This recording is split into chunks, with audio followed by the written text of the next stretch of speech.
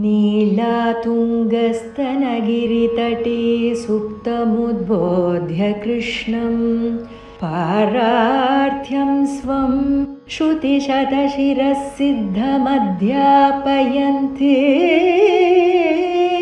स्वोच्छिष्टायां स्रजिनिगलितं या बलात्कृत्य भुङ्क्ते गोदा तस्यै नम इदमिदं भूय एवास्तु भूयः. அன்னவயல் புதுவையாண்டாள் அரங்கற்கு பன்னு திருப்பாவை பல்பதியம் இன்னிசையால் பாடிக் கொடுத்தாள் நற்பாமாலை பூமாலை சூடிக் கொடுத்தாளை சொல்லு சூடிக் கொடுத்த சுடற்கொடிய தொல்பாவை பாடி அருளவல்ல பல்வளையாய்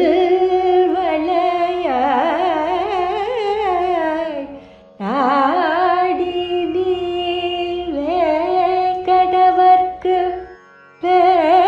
வேங்கடவர்க்கு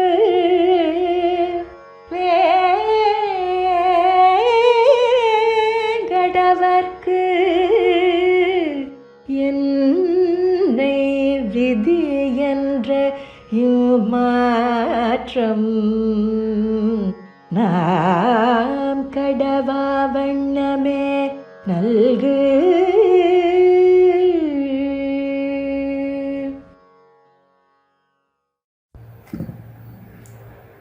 ஸ்ரீசைலேச தயாபாத்திரம் தீபக்தியாதி குணாண்டவம் எதீந்திர பிரவணம் வந்தே ரம்ய ஜாமாதரம்.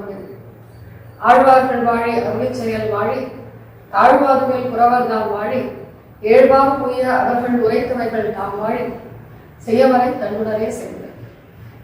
ஸ்ரீ வேங்கடாரங்கனையும் தற்பாத கமலாசிரியம் பாதுகுலாவோ பூர்ணேந்தும் ராமானுஜ குருபதி.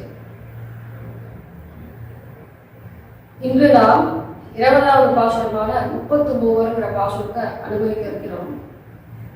அதற்கு முன்னாடி ஒரு சில விஷயங்களை நம்ம திருப்பாத விஷயமாக பார்ப்போம். ஆடி மாசத்துல பூர நட்சத்திரத்தில் ஸ்ரீவில்லிபுத்தூரில் பெரியாழ்வாருக்கு பெண் பிள்ளையார் ஆண்டாள் அவதரித்தார்.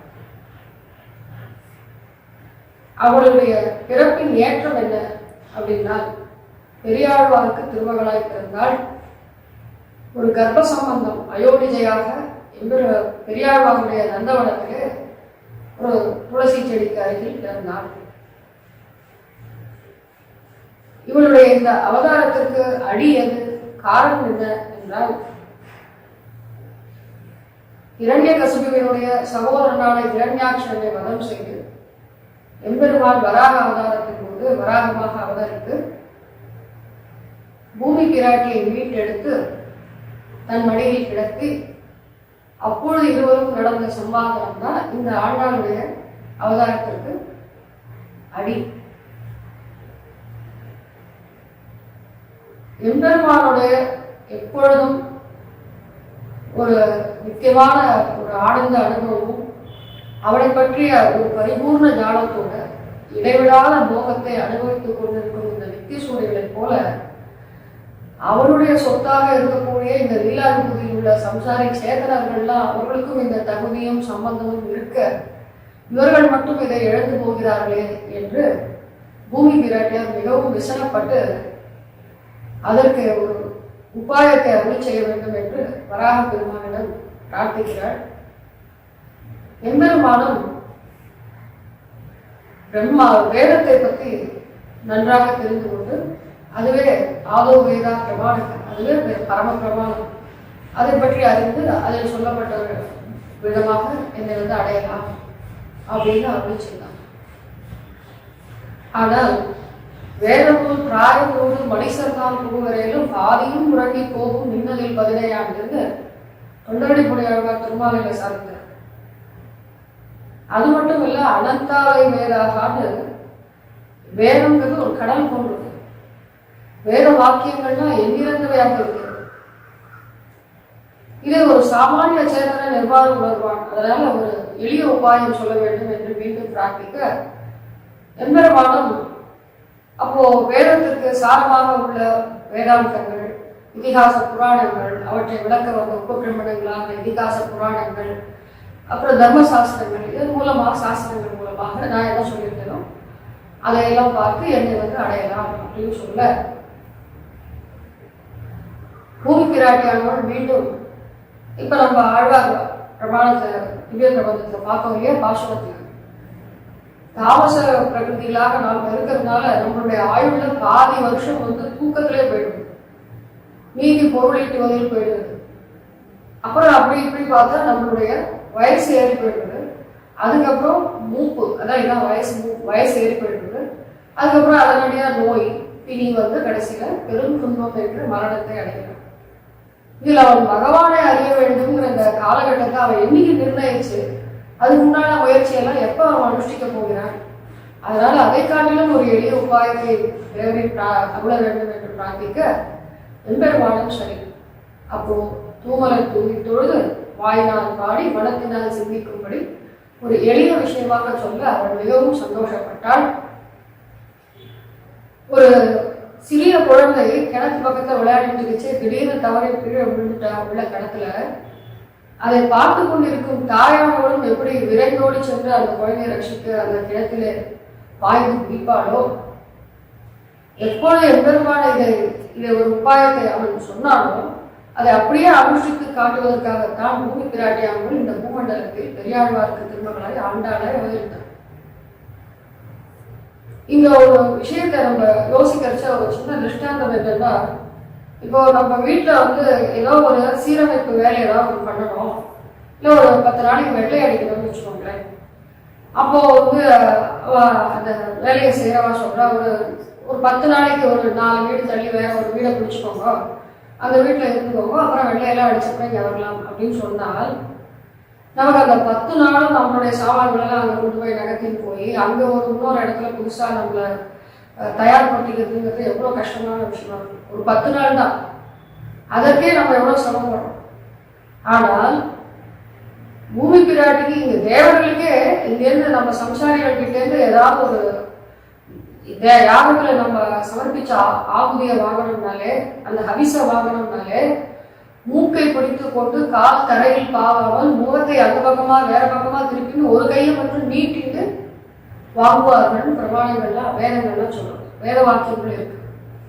அப்படி சாதாரண தேவர்களே அந்த மாதிரி இருக்கச்சு எப்பொழுதும் நித்தியமான அனுபவத்தோடு எம்பெருமானை பரிபூர்ணமாக அனுபவித்துக் கொண்டு புருஷகார பூதையில் ஒருவளாக எம்பெருமானுடைய திவ்ய மகிழ்ச்சிகளின் ஒருத்தியாக குன்றாத வாழ்வான வைகுந்த வாழ் போகன் தன்னை இகழ்ந்து இந்த பூமண்டலத்தில் ஆழ்வார் திருமகனாராயன் என்று சொன்னால், அப்போ பூமி பிராட்டிக்கு எத்தனை காரணம் எத்தனை பரிவு இருந்திருக்கணும் என்பதை நம்ம உணர முடியும்.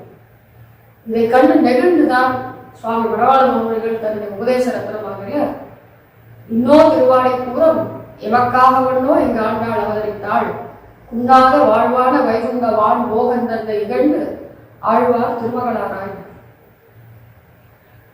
இப்படிப்பட்ட ஆண்டாள் அருளி செய்த திவ்ய பிரபந்தங்கள் 2. ஒன்று திருப்பாவை, மற்றொன்று நாச்சியார் புகழ். அவளை இந்த திருப்பாவை பாசுரங்கள்ல என்னத்தை அவ சொல்ல வர, என்ன நமக்காக அவள் காட்டி கொடுக்க முற்படுகிறாள்னு பார்த்தால், கண்ணன் மோட்சத்திற்கு உபாயமாக மோட்ச சாதனைகளாக கர்மயோகம், ஞான யோகம், பக்தி யோகம்ன்றது விதிச்சான்.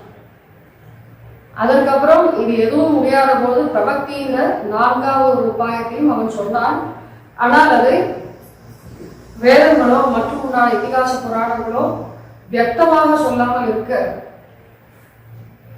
அதை நம்ம ஆழ்வார்களும் மற்றும் உண்டான ஆச்சாரியர்களும் அதை நம்மை போன்ற சம்சாரிகள் எளிமையாக புரிவதற்காக அதையெல்லாம் வியாக்கியானங்கள் மூலமாக நமக்கு அருளி செய்தார்கள். ஆனால் ஆண்டாள் அதையும் தாண்டி 5வது உபாயமாக ஆச்சாரிய அபிமானமே உத்தாரணம் அப்படின்னு சொல்ல அதை நிச்சயித்த புத்தியோட அதை அனுஷ்டித்தும் காட்டுறதுக்காகத்தான் நம்மிடையே ஆண்டாள் அவதரித்தார். மார்கழி அப்படிங்கிற இந்த தமிழ் சொல்லு மார்க சீர்ஷம்ங்கிற வட சொல்லோட பிரிவு விகாரம். மார்க்கம் சீர்ஷம் ரெண்டா பிரிச்சா சாதாரணமா இந்த மாசங்களுடைய பெயர்கள்லாம் சௌர மாசம் சாந்திர மாசம் இந்த ஜோதிஷ சாஸ்திர பிரகாரம் 2 விதமா பிரிக்கிறார். சூரியனை அடிப்படையாக கொண்டது, சந்திரனை அடிப்படையாக கொண்டது. அப்படி இருக்கச்சு மிருகசீர்ஷம் நட்சத்திரம் பௌர்ணமியோட கூடிய மார்கசீர்ஷ மாசம்னு சொல்றாங்க. இதை 2 சொல் வடிவமா மார்க்கம் சீர்ஷம் 2 சொல் வடிவமாக நம்ம எடுத்துக்கொண்டால் மார்க்கம்னா உபாயம், சீர்ஷம்னா தலையானதுன்னு. அப்போ மார்க்கங்களில் தலையானது என்ன? கர்மம் யோகம், ஞான யோகம், பக்தி யோகம், பிரபக்தி. இந்த 4த்தையும் தாண்டி ஆச்சாரிய அபிமானமே பரம உபாயம் அப்படிங்கிறத காட்டுவதுதான் சரம உபாயம் தான் ஆண்டாளுடைய திருவுள்ள நோக்கம். இதுல இந்த ஆச்சாரிய அபிமானமே உத்தாரகம்ன்ற இந்த விஷயத்தை எங்க நிலைநிறுத்தி காட்டினால ஒரு 2 பாசுரத்துல நாச்சியார் திருமொழியில காட்டலாம். கொள்ளை அறைக்கையை மூக்கறிந்திட்ட குமரடா சொல்லும் பொய்யானால் நானும் பிறந்ததை பொய்யன்னேன்னு ஒரு பாசுரம். நல்ல என் தோழி நாகனை விசை நம்பர செல்வர் பெரியர் சிறுமாறினவர் நாம் செய்வதன் வில்லு புதுவை விட்டு சித்தன் தங்கள் தேவரை வல்ல பரிசு வருவிப்பரேல் அது காட்டுவே. இது இன்னொரு பாசுரம். ஆண்டாளுடைய தோழி என்ன நினைக்கிறார்? கண்ணன் தன்னை எல்லா படியாலையும் கை கொள்வாள் அப்படின்னு இந்த ஆண்டாள் பெண்பிள்ளை நினைக்கிறாரு. இவள் எதை முக்கியமா தன்னுடைய மனசுல ஒரு நம்பிக்கையா வச்சுட்டு இப்படி ஒரு நம்பிக்கையை வளர்த்துட்டு இருக்கா அப்படின்னு யோசிக்கிறாளாம் தோழி. அதை உணர்ந்த அவளை தோழியே நினைக்கிறாள். எதுவாக இருக்கும்னா ராமாயணத்துல ராமபிரானுடைய சரம உபாயமாக சொல்லக்கூடிய மித்ரபாவேன சம்பிராப்தம் மத்தியஜயம் கதஞ்சன தோஷோ எத்தபி தஸ்யாத் சதாயேனம் அகர்ஹிதம். தோஷத்தோடு கூடியிருந்தாலும் மித்ரன் போன்ற பாவத்தோட என்னிடம் வந்தாலும் அவனை ஒருபடியாலும் கைவிட மாட்டேன்னு சொன்னாரு. ஒருவேளை அந்த வார்த்தையை தான் இவன் நம்பி இருக்கிறானோ அப்படின்னு அந்த தோழியோட என்ன ஓட்டம் ஆண்டாளுக்கு புரிந்தது. அதைதான் சொல்றா. கொள்ளை அறைக்கிய மூக்கறிந்திட்ட குமரனாங்கிறது இங்க ராமபிரானை சொல்றது. அவர் சொல்லாமல் பொய்யாகலாம் தொழி. ஆனால் நான் அதை நிச்சயமா நினைச்சிருக்கிற ஒரு உபாயம் என்ன தெரியும்? நான் பெரியாழ்வாருக்கு பெண் பிள்ளையாய் நான் பிறந்தேன்ல, அது பொய் கிடையாது. அடுத்தது அவருக்கும் எனக்கும் உண்டான இந்த ஆச்சாரிய சம்பந்தம் பொய் இருக்கு. இது 2ம் சத்தியம் தானே. அப்ப இதுவே எனக்கு எம்பெருமானை அடைவிக்கும் அப்படிங்கிறது ரொம்ப நிச்சயமா சொல்றாங்க. இந்த ஆச்சாரிய அபிமானமே உத்தாரகம் என்று அவள் கடைபிடித்த இந்த சரமோபாய நிஷ்டையை தான் திருப்பாவை பாசுரத்தில் உயிர்நிலை பொருளாக அவள் 30 பாசுரங்களிலும் அமைத்தாள். இந்த ஆச்சாரிய அபிமானமும் தாண்டி இல்ல அதோட கூடவே பாகவத சம்பந்தத்தோட பிரபாவங்களும் சொல்லப்பட்டது. என்ன அப்படின்னா எல்லாத்துக்குமே முதல் காரணமாக எம்பெருமான் ஒரு முயற்சியை தன்னுடைய விஷயங்களை தன் மேல ஒரு நம்ம சம்சாரி சேதனர்கள் மேல அவனுக்கு இயற்கையா இருக்கிற அந்த கருணை தான் காரணம்ன்றது தான் விஷயம். ஆச்சாரியனுடைய அபிமானமே உத்தாரணம்னு இதை தாண்டி பாகவத சம்பந்தம் அதை பற்றிய ஒரு பெரிய பிரஸ்தாபம், அதனுடைய சம்பந்தம் எப்பேற்பட்ட ஏற்றத்தை கொடுக்கும் என்பதை தான் ஆண்டாள் திருப்பாவை முழுக்க கரெக்டா சொல்லியிருக்காங்க. எல்லாரும் இப்ப வேதம் உத்திஷ்ட புருஷக ஹரின்னு கூப்பிடுறது. விஸ்வாமித்திரர் உத்திஷ்ட கோவிந்த உத்திஷ்டன்னு எழுதுறார். தொண்டரடி பொழியாழ்வார் அரங்கத்தம்மார் பள்ளி எழுந்துள்ளாயினர். பெரியாழ்வார் அரவணையாய் ஆயிரே அம்மமுன்ன துயிலாயினர். இப்படி எல்லாருமே பகவானை தான் எழுதுறார். ஆனால் பாகவதருடைய பெருமையை உணர்த்துவதற்காக ஆண்டாள் பாகவதர்களை எழுதுகிறார். இந்த பாகவதரை எழுப்புவதில் ஒரு தாற்பயம் என்ன அப்படின்னா, ஒரு திருஷ்டாந்தம் மூலமா இதை நம்ம உணர முடியும். ஒரு அவரை விதை இருக்கு. அந்த அவரை விதையை நம்ம பூமியில நட்டப்புறம் அது கொஞ்ச நாள் கழிச்சு முளைக்கும். முளைக்க ஆரம்பிச்ச உடனே கொஞ்சம் கொஞ்சமா வளர ஆரம்பிக்கும். வளர ஆரம்பிக்க அது கொடியாக படர வேண்டும். அப்போ கொடியாக படரணும்னா அதற்கு ஒரு கொள் கொம்பு வேண்டும். அந்த கொள் கொம்பு படறதுக்கு முன்னாடி சுள்ளிக்கால்களை போல சில கம்பங்கள்லாம் நட்டு வைப்பா. இந்த கொடி கொம்புல ஏறதுக்கு முன்னாடி சில சுள்ளிக்கால்கள்லாம் நட்டு வைப்பா. அதுக்கப்புறம் அது கொடி கொம்புல படவி கொள் கொம்புல படவி அதற்கப்புறம் அது மேல இருக்கிற பந்தல்ல போய் சேரும். இப்படியாக அது நன்றாக வளரும். இதுதான் அவர்களுக்கு ஒரு பயிர் செய்யற முறை. இப்ப பந்தல்ங்கிறது பகவானுடைய பரமபதம், அவனுடைய கல்யாண குணங்களை அனுபவிக்கிறது, கைவினைகள் செய்வதுன்னு நம்ம வச்சுக்கோனா, அவனை அடைவதற்கு கொள்கொம்பு போல இருப்பது ஆச்சாரிய சம்பந்தம். இந்த ஆச்சாரிய சம்பந்தத்திற்கு முன்னாடி சுள்ளிக்கால்களை போல இருக்கிறவர்கள் தான் பாகவத சம்பந்தம்னு நமக்கு கிருஷ்ணாந்தத்தை நம்மளுடைய ஆச்சாரியர்கள்லாம் காட்டி கொடுக்குறாங்க. திருவரங்கம் பெரிய கோயில்ல அம்பெருமாள் சமயத்துல உற்சவாதிகள் கண்டுள்ள போது 2 பக்கமும் மேலப்படி கீழப்படியில ஏறுவார். இந்த 2 பக்கத்திலையும் படிகள் 6 இருக்கும். அது எதை கோடிட்டு காட்டுறது, சிம்பாலிக் அப்படின்னா எதை அதை சிம்பலைஸ் பண்றதுன்னு சொன்னால், நாம எம்பெருமானை அடைவது இருக்கட்டும், ஆனால் எம்பெருமான் தான் நம்மளை அடைவதற்கு முயற்சிக்கிறான். அவனுக்கு பக்தி உழவன்னே பேர்.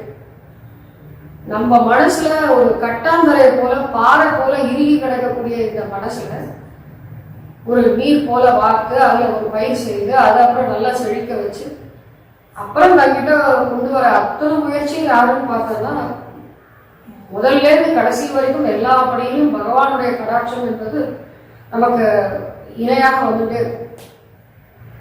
அந்த எம்பெருமான் நம்ம எப்படி கை கொள்றாங்கிற அந்த முறையெல்லாம் படிக்கற்கள் மூலமா நமக்கு பூர்வர்கள்லாம் புரிய வைக்கிறாங்க. எம்பெருமான் நம்ம கை கொள்ற முதல் விஷயம் என்னன்னா, ஈஸ்வர சேச்ச சௌகார்த்தம். எம்பெருமானுக்கு என்ன எண்ணம்னா, எல்லாரும் நல்லா இருக்கணும், எல்லாரும் சந்தோஷமா இருக்கணும், எல்லாரும் தன்னை அடைய வேண்டும். இந்த கர்மாதீனமான கட்டுகளிலிருந்து அவர்கள் விடுபட்டு தன்னையே மேலான பரம்பொருளாக அடைந்து அவர்களும் ஆனந்தப்பட வேண்டும் என்ற இந்த உண்மையான ஹிருதயத்தில் இருக்கக்கூடிய எல்லா உயிர்களுக்கும் நன்மை தரக்கூடிய அந்த எண்ணம், அந்த மேற்பட்ட கல்யாண குணம் இருக்கிறதுனால தான் அவரை இதை போல முதல்ல நம்ம மனசுல பக்தியை விளைவிக்கிறான். இரண்டாவது, இப்படி இருக்கிற ஒரு ஆத்மாவை அவன் சம்சாரி சேத்தனன் பல விதமான கர்மங்களால பல அனாதிகாலமாக நம்மளை விட்டு பிரிந்தே இருக்காங்க. அப்படின்னு இருக்கச்சு இவன் மறந்து போய் கூட நம்ம பக்கம் என்ன சாஸ்திரங்கள் சொல்லியிருக்கு, யாரு மேலான பரம்பொருள், நம்ம அடைய வேண்டிய வாழ்க்கையில இலக்கு என்ன, இப்படி எதை பத்தின ஒரு யோசனையும் இல்லாமல் உண்டியே உடையன்னு ஓடிட்டு இருக்காங்க. அப்படிங்கிறதுனால இவனுக்கு ஏதாவது ஒரு நம்ம நன்மை செய்வோங்கிற அந்த முதல் படிக்கட்டுல அவன் நினைக்கிறான் பார்த்தீங்களா, அந்த நினைப்போட அடியாதான் இரண்டாவது என்ன பண்றா, இவன் ஏதாவது ஒரு நல்ல காரியம் செஞ்சிருக்கானான்னு பாக்குறான். இந்த நல்ல காரியமும் எப்படின்னா, இந்த சேதனன் தன் நினைவறிந்து செய்த நல்ல காரியம் கிடையாது. ஏதோ யாத்திருச்சிகமாக, அதாவது ரொம்ப எதிர்பாராமல், ரொம்ப எதிர்பார்க்காம அவனோட ஏதோ ஒரு நினைவறியாமல் செய்யற விஷயம் இருக்குது. அதுல என் ஊரை சொன்னாய், என் பெயரை சொன்னாய், என் அடியார்களுடைய விடாய் தாகத்தை தீர்த்தாய், அவர்கள் ஒரு நாள் தங்கத்துக்கு ஏதோ ஒரு நாள் திண்ணையில ஒரு நாள் உட்கார்ந்து போகிறதுக்கு இடம் கொடுத்தாய், இப்படின்னு அவன் நினைவறியாமே செய்திருந்தான். ஒருவேளை இப்படி அவனுடைய அடியார்கள் விஷ்ணுவினுடைய அடியார்கள் தெரிஞ்சிருந்தா ஒருவேளை கொடுத்துருப்பானா மாட்டானா ஏந்து போக கூட சொல்லியிருப்பானா இருக்கும். ஆனால் அவன் நினைவறியாமல் செய்த ஒரு விஷயங்களை கூட அது புண்ணியமா கணக்கிட்டு கொண்டு ஒன்றை 10ஆக்கி அதை அவன் தலையில போட்டு அவன் ஏதோ ஒரு புண்ணியம் செஞ்ச மாதிரி அவனுக்கு அவன் மேல அந்த போட்டு அதை இரண்டாவது படியாக ஆக்குகிறான். விஷ்ணுவோ கடாட்சம் மூன்றாவது. இப்படியான புண்ணிய பலன்கள் சேர்த்து அப்படியே கொஞ்சம் ஒரு பிறவிகள்லாம் ஓட ஓட ஏதோ ஒரு பிறவியில அவனுக்கு ஜாயமான கால கடாட்சம் ஏற்படுகிறது. ஜாயமானங்கி புருஷம்யம் பசியேத்து மதுசூதனக சாத்விக சது விஜ்ஞேய சபை மோக்ஷார்த்த சிந்தக. எவன் ஒருவன் பிறந்து கொண்டிருக்கிறானோ அந்த சமயத்தில் புருஷோத்தமனான பகவானுடைய திருக்கண் கடாட்சம் படுகிறதோ அவன் மோட்சத்தில் இச்சையுள்ளவனாய் சாத்விக புத்தியோடு பிறக்கிறான் அப்படின்னு சொல்லப்படுகிறது. அப்போ இப்படி ஒரு சாத்விக புத்தியோட வளர்றதுங்கிறது, இருக்கிறது, பிறக்கிறதுங்கிறது மூன்றாவது நிலை. இப்படியாக ஒரு சில பிறவிகள்லாம் போன அப்புறம் 4வது கட்டமாக அவனுக்கு பகவான் விஷயத்தில் அத்வேஷம் என்பது ஏற்படுகிறது. அவனுடைய விஷயங்களை கீர்த்தனம் பண்ணாலோ, அவனுடைய கதையை கேட்டாலோ, இல்லை போதும் நிறுத்து, எனக்கு இதெல்லாம் ஒரு சலிப்படைய வைக்கிறது அப்படின்லாம் சொல்லாமல், யாராவது சொல்றவாளை அனுமதி பண்றா, இல்லை அது இருக்கிற இடத்துல போய் கேட்கறா, அது மேல ஒரு துவேஷத்தை காட்டாம இருக்கான். அடுத்தது 5வது நிலையாக ஆபிமுக்கியம். இப்படியாக சில பிறவிகள் எல்லாம் போய் மனசு பக்குவப்பட எம்பெருமான் விஷயத்தில் அவனுக்கு ஆபிமுக்கியம், ஈடுபாடு உண்டாகிறது. இந்த ஈடுபாடு நல்லா வளர வளர என்ன ஆகுதுன்னா 6வது படிக்கிறதா பாகவத சமாகமம் ஆகிறது. இவ்வளவு சாத்வீக புத்தியோடையும் ஞானத்தை வளர்த்துக் கொள்ள வேண்டும் என்ற எண்ணத்தோடையும் ஒழுக்கமானவனாகவும் எம்பெருமானை அறிய வேண்டும் என்ற ஆர்வம் உடையவனாகவும் இருக்கிறத பார்த்தால் பாகவதர்களுக்கு தன்னிடையே ஈர்ப்பு வரும். உடனே நீ எங்க குழுவில் சேர்ந்துவோன்னு சொல்லி அவனோட பழகுவதற்கோ அவனுடைய கலந்து பரிமாறுவதற்கோ விருப்பப்படுகிறார். இப்படி நல்லவர்களுடைய சகவாசம் கிடைக்கும் பொழுது என்ன ஆகுதுன்னா அவர்கள் சும்மா இருப்பதில்லை. அவர்களுடனே இவ்வளவு நல்லவனை நம்ம ஒரு ஆச்சாரிய சம்பந்தத்தை ஏற்படுத்தி கொடுக்கணும்னு அவனை ஆச்சாரியன் முன்னாடி கொண்டு போய் நிற்க வைக்கிறார். அதிலிருந்து ஆச்சாரியனுக்கு இந்த அத்வேஷம் ஆதிமுக்கியம் இந்த அடிப்படை விஷயங்கள்லாம் இருக்கும்போது இப்படி சாத்வீக புத்தியோடு இருக்கிறவனுக்கு அகங்கார மமகாரங்கள்லாம் அவ்வளவா தலையெடுக்காத போது அவர் எதிர்பார்த்த அளவுக்கு அது நன்றாக இருக்கிறது.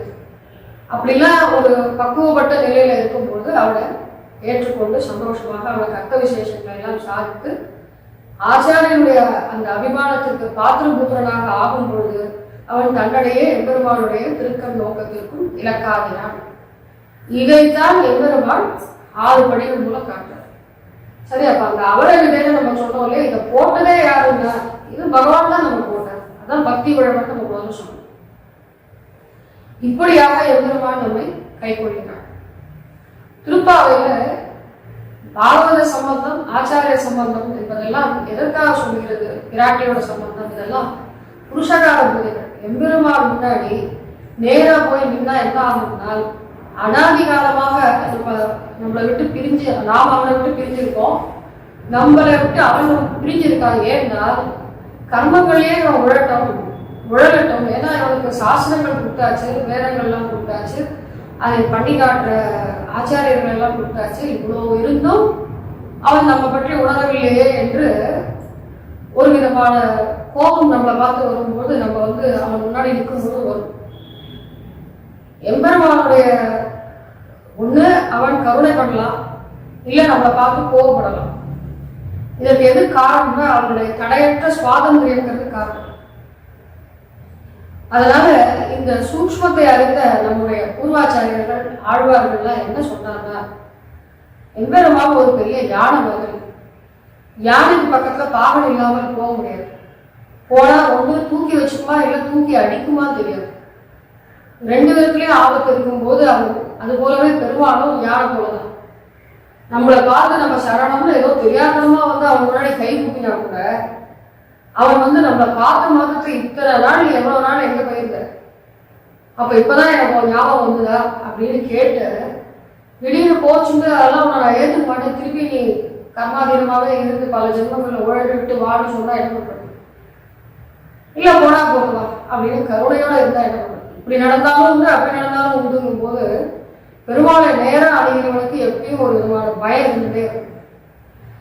அதனால இப்போ மோட்சத்துக்கு இந்த மோட்ச பிராப்தி காலம் வரைக்கும் எம்பெருமானை நேரா பற்றுபவனுக்கு பயமும் பயமின்மையும் மாறி மாறி வந்துட்டே இருக்கும். தன்னோட கர்மாக்களை நினைத்து பயமும் அவனுடைய கருணையை நினைத்து பயமின்மையும் வந்துட்டே இருந்தா ஒரு கட்டத்துல நமக்கே ஒரு சலிப்பு வரும். எப்பதான் நம்ம ஒரேடியா பயமே இல்லாமல் விடுபட்டு வாழணும் அப்படின்னா, ஆண்டாளானவள் பிஞ்சாய் பழுத்தாளை ஆண்டாளை 5 வயதே ஆட இந்த ஞான பெண் குழந்தை ஆனவள் ஆச்சாரிய அபிமானமே உத்தாரகம் என்று சொல்லி அவன் திருவடியை எவன் பற்றி அவனுடைய சம்பந்தத்தை ஏற்படுத்தி கொள்கிறானோ அவன் ஒரு காலம் பயப்பட வேண்டாம் அப்படிங்கிற இந்த நிச்சய புத்தியை நம்பிக்கையை நமக்கு விளைக்கிறாள். அதனால இந்த 30 பாசனங்களையே எப்படி இவள் அமைச்சிருக்காங்கன்னா, முதல் 5 பாசனங்கள்ல அவதாரிகையா அதை அமைக்கிறாள். அடுத்து ஒரு 10 பாசனங்கள்ல பாகவதர்களை தூக்கி எழுப்புகிறாள். அவர்களோடு சேர்ந்து எம்பெருமானை பற்றுகிறாள். அடுத்த ஒரு 9 பாசுரத்தாலே எம்பெருமானை நேராகவே எழுதுகிறார். இப்படியாக இந்த 30 பாசுரங்கள் அமைகிறது. ஆரம்பத்துல முதல் பதிகத்துல வைகல் பூங்கழி வாய்னு சுவாமி நம்மாழ்வார் திருவாய்மொழியில பட்சிகளை எல்லாம் கூறு விடுகிறார். நம்மளுடைய வியாக்கியானங்கள்ல பூர்வாச்சாரியர்கள் என்ன அனுசந்திச்சிருக்காங்கன்னா, பட்சிகள்னா யாருன்னா கடகர்கள். அவர்கள் நம்மை போன்ற சம்சார சேத்தனர்களை, ஜீவாத்மாக்களை எம்பெருமானோடு சம்பந்தப்படுத்தக்கூடிய ஆச்சாரியர்கள், பாகவதர்கள்னு வர்ணிக்கிறார். இவர்கள் எல்லாம் வேதம் வல்லார்கள். இந்த அதே ஆரம்பத்தோட கடைசியில உலகம் உண்ட முருக பெருவாயா பதிகத்துல அலர்மேல் மங்கை உரைமாறுமான்னு சொல்லி முடிக்கிறார். அப்போ அலர்மேல் மங்கை என்பவள் விண்ணில் இருக்கிறவள், எம்பெருமானுடைய திவ்ய மகிழ்ச்சி. அவள் விண்ணோர் ஸ்தானத்துல இருக்கா. அவளையும் பற்றி புருஷகாரமாக கொண்டு அப்புறம் அகலகில அலர்மேல் மங்கை உரை மாறுபடாக திருவேங்கட உரையானை சரணம் கூறுகிறார். இந்த பட்சிகள் எல்லாம் யாருன்னு கேட்டால் ஆச்சாரியர்கள் சேர்ப்பார்களை பட்சிகளாக்கின்னு நாயனார் சூத்திரத்தில் தெரிவிக்கிறார். எம்பெருமானோடு சேர்த்து வைக்கக்கூடிய கடகர்களாய் இந்த ஆச்சாரியர்கள் இருக்கிறார்கள் என்பதை சூச்சிப்பிக்கும் விதமாக இந்த பட்சிகளை கொண்டாடுகிறார்கள். முதல் 5 பாசுரத்துல ஆண்டாளானவள் இந்த மார்கழி மாதத்தோட சிறப்பை சொல்றார். ஸ்ரீவில்லிபுத்தூரில் அவதரித்த ஆண்டாள் 5 வயது இளம் குழந்தை. அவள் வடக்கு பக்கம் இருக்கக்கூடிய ஆயர்பாடியில கண்ணனோட கோபிகாஸ்திரிகள்லாம் எப்பொழுதும் ஆனந்த அனுபவம் பண்ணி கொண்டிருந்தார்கள் அப்படிங்கிறத கேட்டே வளர்ந்தவள். அது மட்டும் இல்லாமல் கண்ணன் மீது சகஜ பக்தியோடு பிறந்தவள். இப்படி இருக்க அவளுக்கு எம்பெருமானுடைய நினைவும் அவளுடைய சிந்தனையும் நிறைய ஜாஸ்தி ஆக அவளுக்கு ஏதாவது ஒன்று பண்ணி தன்னை தரித்துக் கொள்ள வேண்டும் நினைத்தாள். ஆயர்பாடிக்கு போலாம்னு சொன்னால் அவ்வளோ சிறு குழந்தை. அது இருக்கிறதோ நம்ம தேசத்தோட வடக்கு பக்கம், அவள் இருக்கிறதோ ரொம்பவும் கீழாக இருக்கக்கூடிய தெற்கு பக்கம். அதுவும் இல்லாமல் இப்போ இருக்கிற வசதி போல நினைச்ச உடனே நம்மளால போக முடியாது. அதுவும் இல்லாமல் சிறிய குழந்தை, பெண் குழந்தை, இவ்வளவு இருக்கே. ஆனாலும் கண்ணனுடைய அனுபவத்தை நம்ம எப்படியாவது தரிக்கணுமே, எதையாவது ஈடுபடணுமே. சில தார்மிகர்கள் அவருடைய அவஸ்தையை புரிஞ்சுட்டு கோபிகைகள்லாம் கிருஷ்ணனை பிரியும் பொழுதும் சேரும் பொழுதும் எப்படியெல்லாம் அனுபவித்தார்கள், அவனை பதியாக அடைவதற்கு அவர்கள் காத்தியாயினிங்கிற விரதத்தை மேற்கொண்டார்கள் அப்படின்னு சொல்றார். பிரிந்த போது அவர்கள் அனுகாரம் செய்தார்கள்னு சொல்லவே ஆண்டாளும் யோசிச்சு அது போல நம்மளும் செய்தா என்ன அப்படின்னு அவளும் அனுகாரத்தை தான் எடுத்துக்கொண்டாள். 29 பாசுரத்திலையும் கண்ணன் மேல் கொண்ட பெரும் காதல், அந்த பக்தி, இந்த இடைவிடாத இந்த பிரேமம் இருக்கு. இந்த அனுபவத்தினால அவளுடைய நடை, உடை, பாவனை மற்ற எல்லா விஷயங்களுமே அவள் ஒரு இடைச்சி பெண்ணாகவே மாறினார். அதே போல தன்னுடன் கூட இருக்கும் தோழிகளை எல்லாம் அந்த கோபஸ்திரீகளாக எண்ணினாள். தான் இருக்கும் ஸ்ரீவில்லிபுத்தூரையே ஆய்ப்பாடியாக நினைத்தாள். நந்தகோப திருமாளிகையாக அங்கே இருக்கக்கூடிய கோயிலையும் கண்ணபிரானாக உள்ளே எழுந்தவர்கள் இருக்கும் வடதரும் கோயிலாலையும் நினைத்தாள். இதை வச்சே இப்படியே அவள் அனுகாரம் செய்ய ஆரம்பித்தாள். 30 நாளைக்கு 30 பாசுரமாக திருப்பாவையாக அவள் திருவாக்கிலிருந்து புறப்பட்டது. இந்த 5 பாசுரங்கள்னால அவளும் நாமளும் நோன்பு அனுஷ்டிக்கணும் அப்படின்னு சொல்லி ஆரம்பிக்கிறாங்க. அதற்கேற்ற காலத்தை கொண்டாடிகள் நல்லா வாய்ப்பு அமைந்தது. ஏன் அப்படின்னா ஆயர்பாடியில இந்த கோபி கன்னியர்கள்லாம் எப்பயும் கிருஷ்ணனுடைய சேர்ந்து இருக்கிறத பார்த்து மூத்த கோப விருத்தர்கள்லாம் என்ன பண்ணா இவர்களை பிரித்து விட்டுட்டே இருந்தா. அப்ப இவர்கள் ரொம்ப ஏங்கி இருக்கச்சே சாமகாலம் வந்தது, அதாவது பஞ்சகாலம் வந்தது. அப்போ இந்த பசுமாடுகளுக்கு எல்லாம் தீனி இல்லை, புல்லு போடுறதுக்கு புல்லு இல்லை. ஏன்னா புல்லு வளரல. ஏன் புல்லு வளரலன்னா மழை இல்லை. இப்படி ஒரு வறட்சி நிலவினோடனே என்ன பண்றது இருக்கு அப்படின்னு சொல்றோடனே சரி கோபி ஸ்திரீகள்லாம் காத்தியாயினி நோம்பு விரதம் இருக்கட்டும், அதை குறித்து அவருக்கு வேண்டிய உபகரணங்கள்லாம் எம்பெருமான் கண்ணபிரான் கிட்ட கேட்டு அவர்கள் மழை வேண்டி பிரார்த்தனை செய்யட்டும் அப்படின்னு சொல்லது. அதுக்கப்புறம் அந்த கோபஸ்ரீகளை எல்லாம் ஒரு சுதந்திரமாக விட்ட உடனே அவங்களுக்கு பரம சந்தோஷம். இது ஒரு நல்ல வாய்ப்பாக நமக்கு அமைந்தது கண்ணனோட கூட சேர அப்படின்னு அவர்கள் காத்தியாயனி விரதத்தை மேற்கொண்டார்கள் அப்படிங்கிறது அங்க இருக்கிற சரித்திரம். அதையெல்லாம் கேட்டு ஆண்டாலும் மார்கழி மாதம் சிறந்த ஒரு மாதமாக அந்த காலத்தை கொண்டாடி இரண்டாவது பாசுரத்திலே அந்த நோன்புக்கு வேண்டிய செய்ய வேண்டிய விஷயங்கள் தவிர்க்க வேண்டிய விஷயங்களை சொல்லி இந்த விரதத்தை நோன்பை அனுஷ்டிக்க அனுமதித்த அந்த பெரியவர்களுக்காகவும் நாட்டாருக்காகவும் மழை பெய்ய வேண்டி நீங்காத செல்வம் அவர்களுக்கு அமைய வேண்டும் என்று பிரார்த்தித்து இப்படி 5 பாசுரங்களை ஒரு அவதாரிக்கையா வச்சார். 6வது பாசுரத்திலிருந்து 15வது பாசுரம் வரைக்கும் பாகவத தோழிகளை கூறி எழுப்புகிறார். இப்போ இதுலேருந்து என்ன வேதம் வல்லார்களை கொண்டு விண்ணோர் பெருமான் திருப்பாதம் படைந்ததுன்னு ஆழ்வார் சாதித்தார். 4ஆம் பதிகத்துல திருவாய்மொழியில தீர்ப்பாறை யாமினின்ற பதிகம். அதுல நம்மாழ்வார் நாயிகா பாவத்தை அடைந்து தாழ்முஷ நாயகியா எம்பெருமானுடைய விஸ்லேஷம் கொடுக்காமல் மூச்சை அடைந்து கீழே விழுந்து கிடக்கார். பராமரிச நாயகியோட தாயார் என்ன பண்றா, இதுக்கு என்ன வழி இன்னும் தெரியலையே, இப்படி மயக்கடிச்சு கிடைக்காலேன்னு ரொம்ப கவலைப்பட்டு திருவோணம் போற ஒரு கட்டுவீச்சியை கூப்பிட்டு இதுக்கு என்ன இவ்வளவு வழின்னு பார்த்து சொல்லுன்னொடனே அவளும் ஒரு சுழங்கு ஒரு முரத்தை எடுத்துட்டு வந்து அதுல சில சோழிகள் நெல் எல்லாம் போட்டோம். அதுக்கப்புறம் அங்கே சுற்றி இருக்கிற இடத்துல இறைச்சியும் கல்லெல்லாம் தூங்கி பண்ணிட்டு இருந்தான். இதை பார்த்த தோழிகளுக்கு மிகவும் அதிர்ச்சி அடைந்து இப்படியெல்லாம் நீங்க பண்ணினா அவளை பெற முடியும்னு நினைக்காதீங்க. உணங்கள் கிட கவிதை உதடாட்டம் கண்டன்மையன் வடங்கீர்கள் மாயப்பிராந்தவர் வேதம் வல்லார்களே மணியின் அடிநிற மாயன் கமரடி நீர் கொண்டு அணிய முயலின் மத்தில்லை கண்ணீரி வணங்குகின்றன.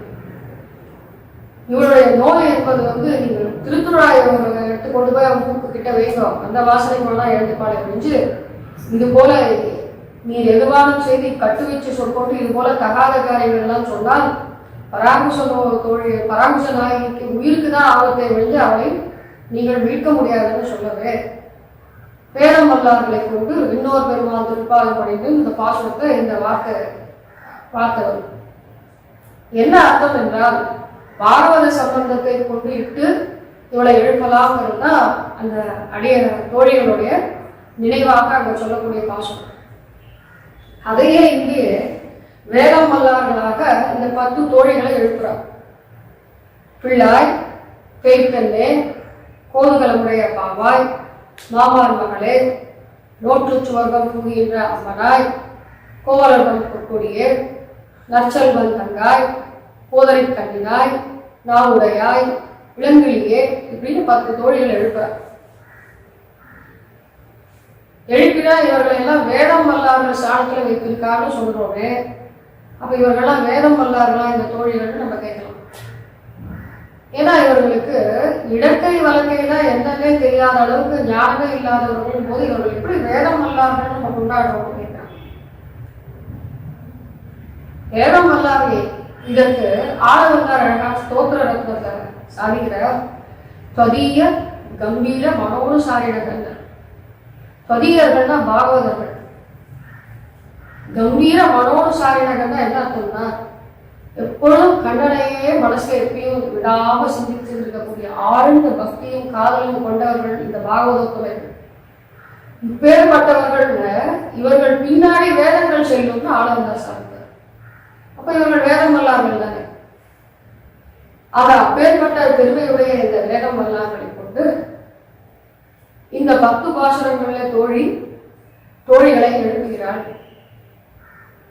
நம்ம மொத்த அருளிச்செயல் திவ்ய பிரபந்தங்களை எடுத்தாலும் சரி, இப்பொழுது நம்ம எடுத்துக்கொண்டு உள்ள விஷயமான இந்த திருப்பாவையும் சரி, எப்பொழுதுமே ஒரு விவரணம் இல்லாமல் ஒரு அந்த பாசுரங்களை படித்தால்னா நமக்கு அதோட கருத்துக்கள் மேல நிறைய சந்தேகங்கள்லாம் வரும். நம்ம வாழ்ந்தது பிறந்தது எல்லாம் இந்த தமிழ் மண்ணில் இருந்தாலும் ஆழ்வார் பாசுரத்துக்கு உள்ளபடியே அதுக்கு அர்த்தம் சொல்லணும்னா நம்மை போன்ற சாமானியர்களுக்கு அது ஒன்றும் எளிதான விஷயம் கிடையாது. அதற்கு ஒரு விவரணம் வேண்டும்.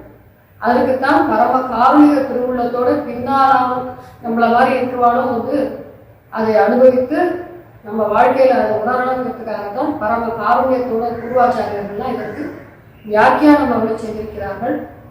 இதற்கு இந்த வியாக்கியானத்துக்கு உள்ளுரை பொருள் சுவாபதேசம்னு அர்த்தம், மேலோட்டமான கருத்துக்களுக்கெல்லாம் அவ்யாபதேசம்னு அர்த்தம்.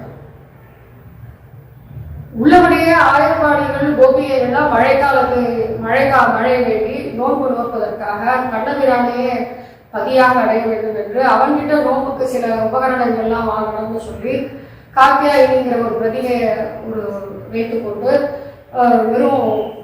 வெறும் சோறு மட்டும் 30 நாளைக்கு சாப்பிட்டு இப்படிலாம் இருந்தார்கள்னு இருக்கச்சே,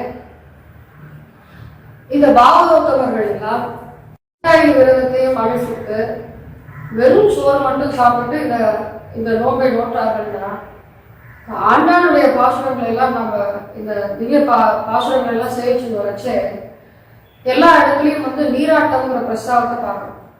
இந்த வார்த்தையை அடிக்கடி நேரெழுதி நீராட போதுவினோம், மார்கழி நீராட மகிழ்ந்தேனோ, அப்புறம் நாங்கள் நம் பாவைக்கு சாற்று நீராடினால் இப்படின்னு நிறைய இடத்துல நீராட்ட பிரஸ்தாவம் வருது. அப்ப இவர்கள் எல்லாம் தோழிகள்லாம் ஒன்னா சேர்ந்து நீராட கூப்பிடுறாலே ஒரு பாசனம் முடிந்தா அப்ப என்ன இருக்கணும், 30வது பாசனத்துல அவர்கள் எல்லாரும் சேர்ந்து போய் ஒரு பொய்கையில போய் குளித்தார்கள் தானே இருக்கணும். அப்படி இல்லை. அப்ப என்ன அர்த்தம்னா இதுக்கு உள்ளுரை பொருள் துவனியார்த்தம்னு பேர். துவனி இதுக்கு உண்டான அர்த்தம் என்ன அப்படின்னா நீராட்டம்ங்கிறது கிருஷ்ண சம்ஸ்லேஷத்தை சொல்றேன். இதை 3000 படி பெரியவாச்சான் பிள்ளையோட வியாக்கியானத்திலும் 6000 படி அழகிய மணவாள நாயனார் சாதித்த 6000 படி வியாக்கியானத்திலும் நீராட்டம் என்பதற்கு இவர்களுடைய நினைவு கிருஷ்ண சம்ஸ்லேஷம் போட்டு ஸ்ரீ ரங்கராஜ ஸ்தவத்திலையும் பிபநயன புரஸ்தே ரங்க துர்யாபிதானம் ஸ்திதமிவ பரிபுள்ளத்து புண்டரீகம் தடாகம்னு சொல்லியிருக்க. ரங்கராஜ ஸ்தவத்துல ஒரு 50-60 பாசுரங்கள்னால பட்டர் ஸ்ரீ பராசர பட்டர் திருவரங்கம் பெரிய பெருமாளுடைய அந்த கோயில் சோலைகள் மதில்கள் மண்டபங்கள் காவேரி இதெல்லாம் வர்ணிச்சதே வரைச்சே எம்பெருமாளை வர்ணிக்கிறச்சே அவனை ஒரு புண்டரீக தடாகம் அப்படின்னு வர்ணிக்கிறார். அதே போல சுவாமி நம்மாழ்வார் தன்னுடைய திருவாய்மொழியில சாயல் சாம திருவேணி தன்பாசடையா தாமரையின் வாசத்தடம் போல் வருவாளை ஒரு நாள் காணவாராயேன்னு பார்த்தார். அப்ப இவர்கள் என்ன சொல்றாங்கன்னா கிருஷ்ண சம்ஸ்லேஷம் என்பது ஒரு குளிர்ந்த தாமரை தடாகம் போன்ற ஒரு அனுபவம். கிருஷ்ணரோட கூடி இருக்கிறதுங்கிறதே அவனே ஒரு பெரிய தாமரை தடாகம்னு வர்ணித்தார். அதனாலதான் கடைசி பாசுரத்தை அதே போலவே பறைன்ற ஒரு வார்த்தையை எடுத்துக்கிறார். எல்லா இடத்தையும் பறையலோர் எம்பாவாய்ன்னு சொல்லும் பொழுது அது ஒரு தோல் வாக்கியம். மேலோட்டமா பார்க்கும்போது இந்த நோன்புக்கு வேண்டிய உபகரணங்கள்ல பறையும் கேட்கிறா போல் நம்ம நினைச்சிருக்கோம். அப்படிதான் அதுதான் உண்மையான பொருளாக இருந்திருந்தால் அவர்கள் கடைசியா பாடும்போது கடைசி பாசுரத்தை வரும்போது இச்சை பறை அவன் என்ன தோல் இந்த கருவி பறைதானே கேட்ட என்ன எடுத்துக்கோ அப்படின்னு கொடுக்குறானா, இச்சை பறைகொள்வான் அன்று கான் கோவிந்தா அப்படின்னு. கோவிந்தா மாடுகளை மேய்ப்பவனே, அப்போ மாடுகளை மேய்க்கிறதால உனக்கு அறிவு கொஞ்சம் கம்மி தான் அப்படிங்கிற மாதிரி தோற்ற இதையா நாங்கள் சொல்ல வந்தோம். இதனோட உண்மை அர்த்தம் உனக்கு தெரியாதா? இச்சை பறைகொள்வான் அன்று இத்தனை பாசுரத்திலையும் பறையோலன்னு கேட்டவர்கள் இப்ப இச்சை பறைகொள்வான் அன்று என்று சொல்வதன் மூலம் என்ன வெளிப்படையா தெரியுது?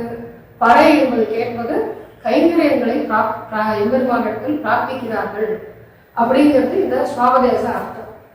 இப்படியே தான் நம்ம ஆழ்வார்களுடைய அத்தனை திவ்ய பிரபந்தங்களுக்கு இப்படி வியாக்கியானத்தை பார்த்துதான் அவர்களுடைய அந்த வார்த்தைகளுக்கெல்லாம் அர்த்தம் புரிஞ்சுக்கிறத புரிஞ்சு மேலோட்டமான அர்த்தங்களை பார்த்தால் நம்முடைய மந்த மதிக்கு சில சமயங்களில் விபரீத புத்தியெல்லாம் தோன்றும்.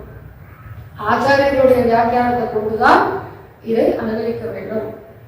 இப்படி இது இருக்கச்ச இன்னொரு பெருமாள் திருப்பாதம் படைந்துங்கிற இந்த 10 பாசுரங்கள்ல 10 தோழிகளை எழுப்புற இடத்துல வேதம் வல்லார்களாக இந்த பாகவதங்களை ஆண்டாள் எழுப்பினாள். அடுத்த 17வது பாசுரத்திலிருந்து 20வது பாசுரம் வரைக்கும் விண்ணோர் ஸ்தானத்தில் இருக்கக்கூடியவர்கள் நந்தகோபுரை எழுப்புறார், யசோத பிராட்டியும் அப்புறம் நம்பி மூத்த பிரான் என்று சொல்லக்கூடிய பலராமனையும், அப்புறம் நம்பினை பிராட்டையும் 18வது பாசுரத்திற்கு புருஷகாரமாக அவர்களை முன்னிட்டு எழுப்புகிறார்கள். 19வது பாசுரத்துல அவர்கள் இருவருடைய சேர்க்கையிலும் தாங்கள் அடிமை கொண்டதுதான் தங்களுக்கு உள்நோக்கம் என்று காட்டும்படியாக 19வது பாசுரத்திலும் 20வது பாசுரத்திலும் அப்படியே அதன் தொடர்ச்சியாக அமைகிறது. 21வது பாசுரத்திலிருந்து கண்ணனை நேராக எழுப்ப முற்படுகிறார்கள். 22வது பாசுரத்துல கண்ணனுடைய திருக்கண் கடாட்சம் வேண்டும் பிரார்த்திக்கிறார். 23வது பாசுரத்துல அந்த திருக்கண் கடாட்சமும் அமர்ந்த இடத்துல இருந்து பண்ணக்கூடாது, நடந்து வந்து செய்யணும்னு பிரார்த்திக்கிறார். 24வது பாசுரத்தில் நடந்து வந்த அவன் திருவடிகளுக்கு பல்லாண்டு பாடுகிறார். 25வது பாசுரத்தில் கண்ணன் தனக்கு நீங்க எந்த விஷயத்துக்காக வந்திருக்கீங்க, என்னென்ன வேணும் கேளுங்கோ தரேன்னு சொல்ல, எங்களுக்கு வேற எதுவும் பிரயோஜனம் இல்லை, உன்னையே அறிவித்து வந்தோம்னு சொல்கிறார். இந்த பாசுரத்தை சொல்கிறார்கள். 26வது பாசுரத்துல நோம்புக்கு வேண்டிய அந்த உபகரணங்களை எல்லாம் எம்பெருமானே நீதான் தந்தருட வேண்டும் என்று கேட்டு சாமியாபத்தி வேண்டும் என்று பிரார்த்திக்கிறார்கள். 27வது பாசுரத்துல நோன்புக்கு பலன் கூறுகிறார்கள். நோன்புக்கு பலன் இப்பதான் உன்னையே அறிவித்து வந்தோம், வேற பிரயோஜனம் இல்லைங்க, கூடி இருந்து குளிர்வதுதான் எம்பெருமானோட கூடி இருந்து குளிர்வதுதானே பலன், அதை கேட்டு நம்ம பெற வேண்டிய பலன் தானே அது. 28வது பாசுரத்துல சரணாகதியை அனுஷ்டிக்கிறார்கள். பெற்ற மேய்க்கும் குலத்தில் பிறந்து நீ குற்றேவலங்களை கொள்ளாமல் போகாதுன்னு சொன்னார். 29வது பாசுரத்தில் அந்த சரணாகதிக்கு பலனாக கைங்கரியத்தை அவரிடம் பிரார்த்திக்கிறார்கள். இப்படியாக 29 பாசுரத்தை அருளி செய்தவன் இடைச்சியாகவே தன்னை அனுகரித்த ஆண்டாள் 30வது பாசுரத்துல தான் இன்னார் என்று அறிமுகப்படுத்தி வில்லிபுத்தூர் பட்டபிரான் போதை இப்பதான் தன்னுடைய சுய அறிமுகத்தை தான் சொன்னது ஆண்டாள் பூமி பிராட்டியோட அம்சம். ஆனாலும் வில்லிபுத்தூர் பட்டபிரானுடைய கோதையான அவளால் நான் சொல்றேன், இந்த பாசுரங்களை பாடுபவர்களுக்கு என்ன பலன் அப்படின்னு சொல்லி எம்பெருமானுடைய திருக்கண் கடாட்சம் இவர்கள் மேல் விழுவது என்பது நிச்சயம் என்பது தலை கட்டி முடிக்கிறார். இதுதான் இந்த பாசுரங்கள்லாம் அமைந்த ஒரு சைலினா இந்த ஒரு நடைமுறை விதம். இன்று நாம் இந்த 20வது பாசுரத்தை 33 அமரருக்கு முன் சென்று கப்பம் தவிர்க்கும் கலியே துயிலாய் செப்பமுடையாய் திரளுடையாய் செற்றாக்கு வெப்பம் கொடுக்கும் விமலா துயிலாய் செப்பென்ற மென்முலை செவ்வாய் சிறுவருக்குள் நப்பின்னை நங்காய் திருவே துயிலாய் உக்கமும் தட்டொழியும் கன்றும் மணாளனை இப்போதே அம்மை நீராட்டேனோ என்பாவாய் அப்படின்னு பிரார்த்திக்கிறார். இந்த வார்த்தைக்கு பதபதார்த்தங்களோட பார்த்து வருவோம். 33 அப்படின்னா 33 கோடி தேவர்கள் இந்த வேதங்கள்ல சொல்லப்பட்டிருக்கு. அதற்கு உபலட்சணமாக ஒரு 33 தேவர்களுடைய பெயரை நம்ம தெரிஞ்சுக்கணும். 2 அஸ்வினி குமாரர்கள், 8 அஷ்டவசுக்கள், ஏகாதச ருத்ரர்கள், 12 துவாதச ஆதித்யர்கள் அப்படிங்கிறப்ப இந்த 33. இந்த 33க்கும் என்ன அப்படின்னா இவர்களுக்கு எல்லா இந்த சம்சார மண்டல லீலா விபூதியில கீழே இருக்கிற ஒரு எறும்புலேருந்து பிரம்மா ஈராக எல்லாருமே அனுஸ்வரூபமாக இருக்கக்கூடிய ஜீவாத்மாக்கள் தான். எல்லாருமே லீலா விபூதிக்குள்ளே இருக்கிற இந்த ஜீவாத்மாக்கள் தான். இவர்கள் எல்லாருமே இந்த எல்லாருமே என்ன ஒரு இயற்கையான ஒரு பயம் வரும் அப்படின்னா உயிர் பயம் வரும்.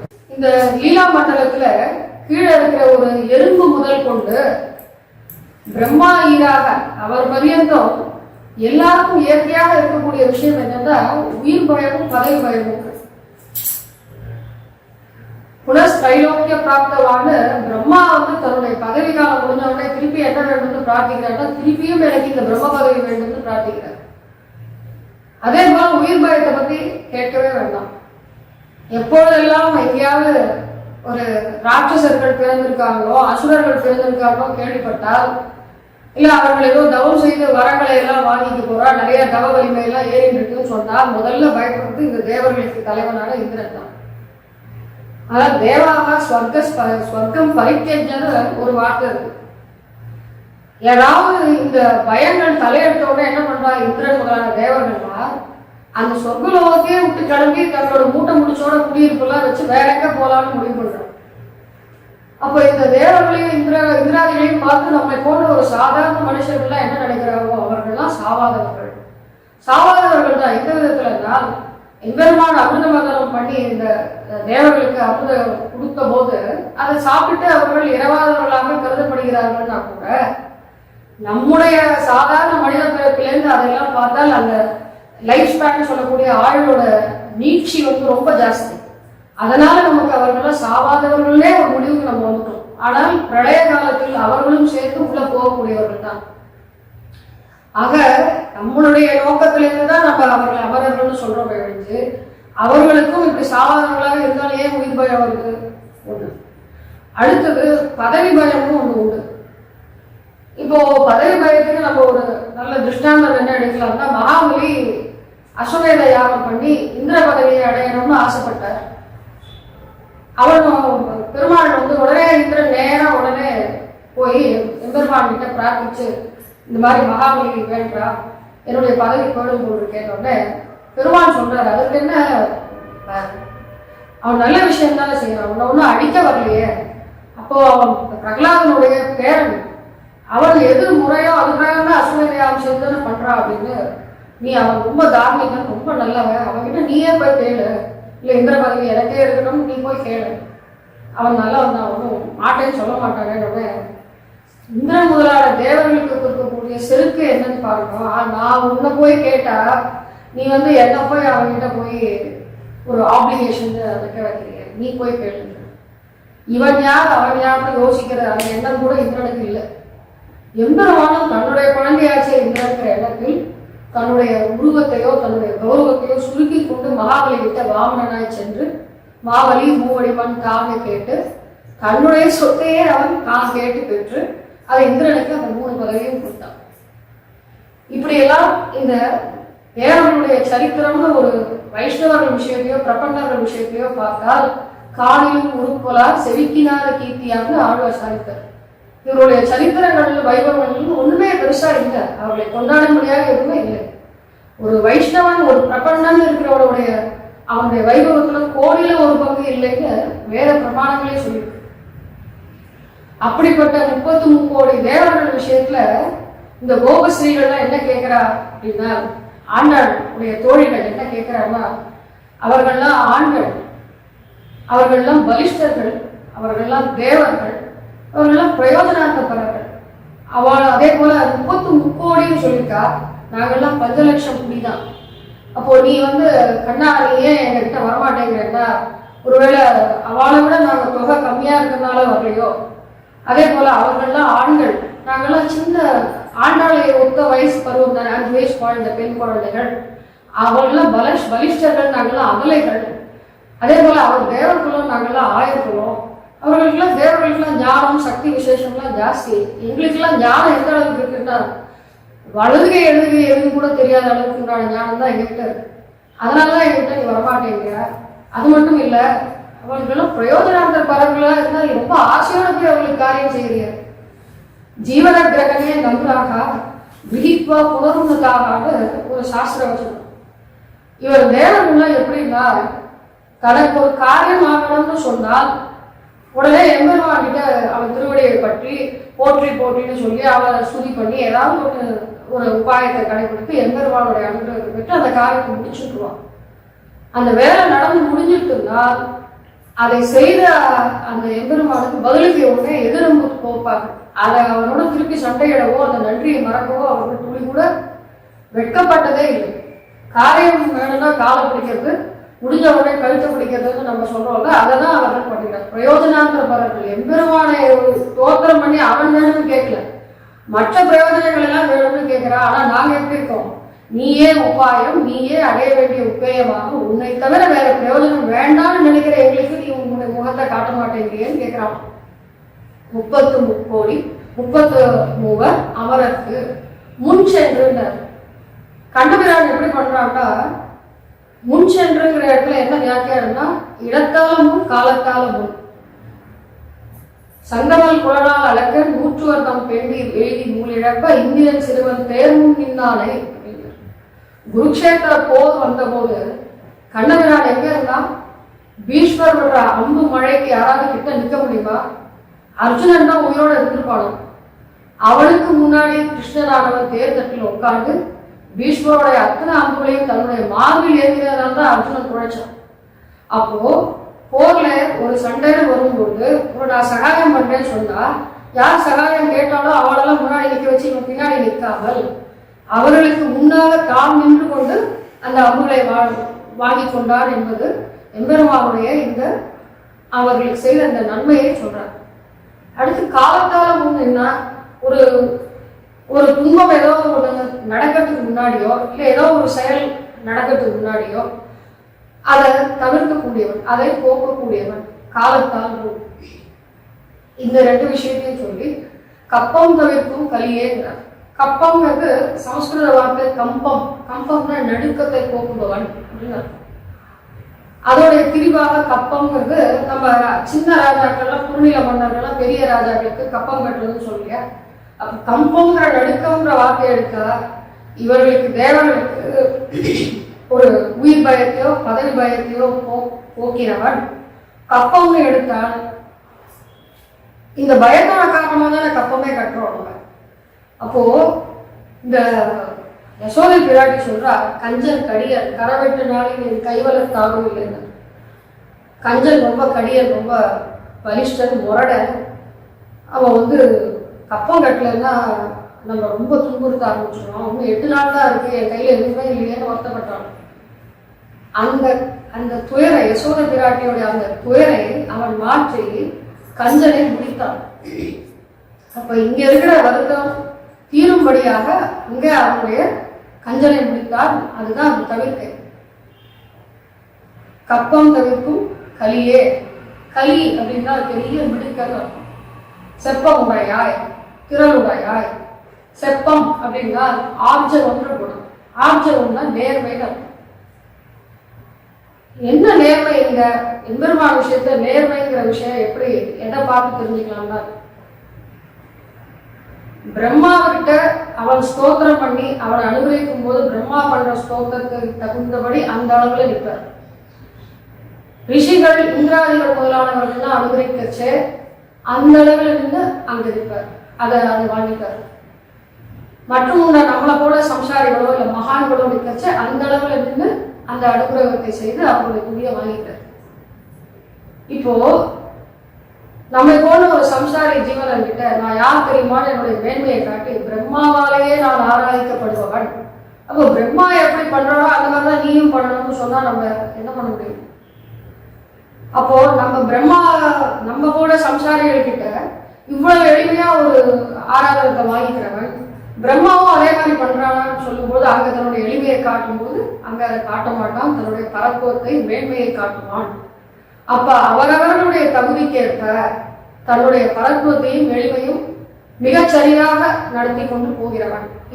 இதுதான் ஆர்ஜவம், நேர்மைன்னு சொல்றேன். பத்திரம் புஷ்பம் பலம் தோயம் யோமே பக்தியா பிரயச்சதி ததகம் பக்தி உபகிருதம் அஸ்னாமி பிரயாத்மனன். ஒரு சம்சாரி சேத்தனன் மிக எளியவன். அவன் என்னால் எதுவும் முடியலையே பெருமாளே நான் என்ன பண்றதுன்னு சொல்லி ஒரு சின்ன பாத்திரத்துல ஒரு தீர்த்தமோ ஒரு பழத்தையோ ஒரு புஷ்பத்தையோ அவன் முன்னாடி சமர்ப்பிச்சு இதை நீ ஏற்றுக்கணும்னு சொன்னால் எம்பெருமான் அந்த பொருள்களில் கிட்ட இருக்கக்கூடிய தாரதமியத்தை அவன் பார்ப்பதில்லை. அதற்கு பின்னாடி அவன் உண்மையான அன்போட பக்தியோட அவன்கிட்ட எந்த பிரயோஜனாந்தரங்களையும் எதிர்பார்க்காமல் கொடுத்தானான்னு பார்க்கணும்.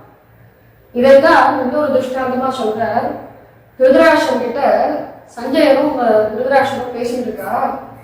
அப்போ கிருஷ்ணன் வரப்போறான் பாண்டவ தூதனா.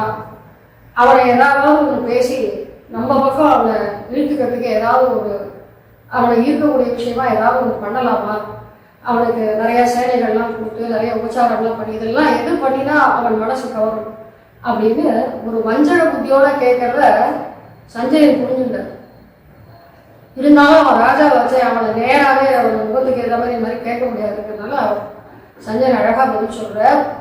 அபாம் அந்நியத்து பூர்ணாம் அபாம் கும்பாத் அந்நியத்து பாதாவனே ஜனா அந்நியத்து குசல சம்பிரஷ்னம் நாச்சேச்சதி ஜனார்தனக.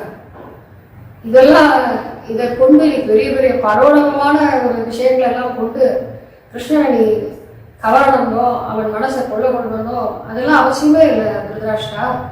அவன் வர வழியில ஒரு தீர்த்த குடம் வை. பழைய நாள் எல்லாம் விருந்தாளிகள் வீட்டுக்கு வரதுக்கு முன்னாடி அவர்கள் வர வாசல் பக்கத்துல ஒரு குடத்துல தீர்த்தம் வச்சிருப்பானோ. இது வச்சிருந்தா அவர்களே அந்த தீர்த்தத்தை காலை அலமின்னு உள்ள வருவான். நாம போய் அலமான கூட இல்லை. இந்த மாதிரி வச்சா நாம வரது அவளுக்கு பிடிக்கிறதுங்கிறதுக்கு முன்னாடி ஒரு சமிக்கை. இதுவே ஒரு உபச்சாரத்தோட ஒரு அங்கம் தான். இந்த மாதிரி கூட நீ கிருஷ்ணனுக்கு பண்ணாலே போதும். அதே போல கிருஷ்ணா அவன் வந்த உடனே நீ நல்லா இருக்க, எப்படி இருக்க, சௌக்கியமா, அங்க இருக்கிறவாள் அம்மா அப்பா எல்லாம் சௌக்கியமா இப்படி கேட்டு அவனோட குச்சல சம்பிரசனம் இப்படி குச்சலமா நல்லா இருக்கியான்னு கேட்டாலே போதுமே, அவனுக்கு பரம சந்தோஷமாயிடும். இதை தாண்டி நீ எதுவும் அவனுக்கு பண்ண வேண்டிய அவசியம் இல்லைன்னு சொல்றான். ஆக அதைத்தான் ஆழ்வார்கள் மிகவும் ஈடுபட்டு பரிவதி ஈசனை பாடி விரிவது மேவலுருவி பிரிவகையினி நன்னீர் தூய் புரிவதும் புகை பூவே. ஏதோ ஒரு பூவையை வந்து அதை எடுத்து நீ அதை சாம்பிராணிய பூவை நினைச்சுக்கணும்னு சொல்லி அதை உண்மையான நம்மளோட சுட்டால் அதே நம்மளுடைய சாம்பிராணி புகையில நித்திய சூரியர்கள்லாம் இடக்கூடிய தூப தீபங்களுக்கு உண்டான மரியாதையோடு அதை ஏற்றுக்கிறான்னு சொன்னால் எத்தனை சௌலபியம், எத்தனை எளிமைய ஒரு சாதாரண சேதனைகள் கிட்ட அவன் காட்டுறாங்கிறது செப்பமுடைய. இதுதான் ஆர்ஜவம், நேர்மை டபுள். செற்றாருக்கு வெப்பம் கொடுக்கும் விமலா. செற்றார் அப்படின்னா எதிரி. பகவத் விரோதின்னு ஒண்ணு, பாகவத விரோதிகள் ஒண்ணு. பகவானுக்கு விரோதின்னு ஒரு விஷயங்கள் எத்தனையோ விஷயங்கள் இருக்கு. எத்தனையோ பேர் எம்பெருமான இதற்கு எதிரம்பு போத்திருக்கிறார்கள். நாகத்த சமஸ்ட அபியதி கச்சதேன்னு அவனுக்கு ஒத்தாரும் இல்லை மிக்காரும் இல்லைங்கும் போது ஒரு எதிரியை வந்து அவன் ஒரு பொருட்டாக இதை பற்றி பேச வேண்டாம். ஆனால் நம்ம ஒரு திருஷ்டாந்தம் என்ன சொல்றோம்னா, கண்ணன் பாண்டவ தூதுதான் வரப்போறான். பாண்டவர்களுக்காக தூது சொல்றதுக்காக இங்க துரியோதன சபைக்கு வரப்போறான்.